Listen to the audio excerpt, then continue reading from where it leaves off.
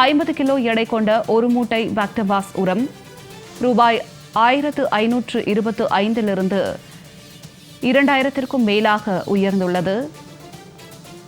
தகவல்களோடு இணைகிறார் எமது செய்தியாளர் செல்வராஜ். வணக்கம் செல்வராஜ், இது குறித்த கூடுதல் விவரம். நிச்சயமா ஜனனி, தமிழகத்தில் விவசாய மாவட்டங்களில் கன்னியாகுமரி மாவட்டங்கள் முன்னிலையில் உள்ளது. ஆண்டிற்கான 2 பருவ நெல் சாகுபடி என்பது உள்ளன. இது போக வாழை, தென்னை, மரச்சீனி கிழங்கு, அன்னாச்சி பழம், மிளகு, கிராம்பு ஆகிய பல வகையான பயிர்களும் விவசாயத்தை மேற்கொள்ளப்பட்டு வருகின்றன. விவசாயத்தை பொறுத்தவரை உரம் போன்ற இடுபொருள்கள் முக்கிய பங்குகள் வகிக்கின்றன.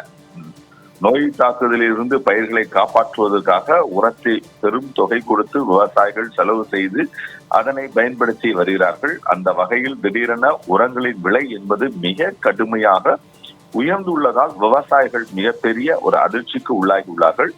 50 கிலோ எடை கொண்ட ஒரு மூட்டை என்பது பாக்டபாஸ் உரம் என்பது 1525 இருந்து 2100 ரூபாய்க்கு விற்பனையாக விலையாக உயர்ந்துள்ளது.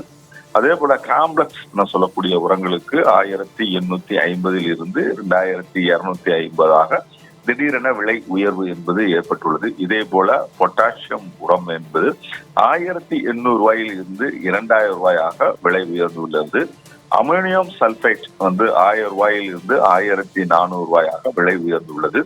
ஏற்கனவே விளைவிக்கும் பயிர்களுக்கு போதிய விலை கிடைக்காமல் விவசாயிகள் ஒரு மிகப்பெரிய பாதிப்புக்கும் பரிதவிப்புக்கும் இருக்கக்கூடிய இந்த சூழ்நிலையில் தற்போது உரங்களின் விலை என்பது மிக கடுமையாக உயர்ந்துள்ளதால் அவர்களால் எந்தவித விவசாய பணிகளை மேற்கொள்ள முடியாமல் தவித்துக் கொண்டு வருகிறார்கள்.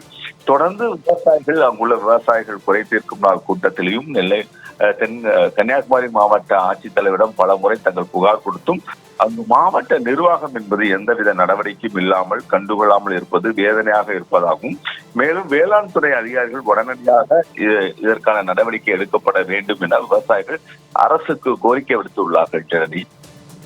தங்களுடைய விரிவான தகவலுக்கு நன்றி செல்வராஜ்.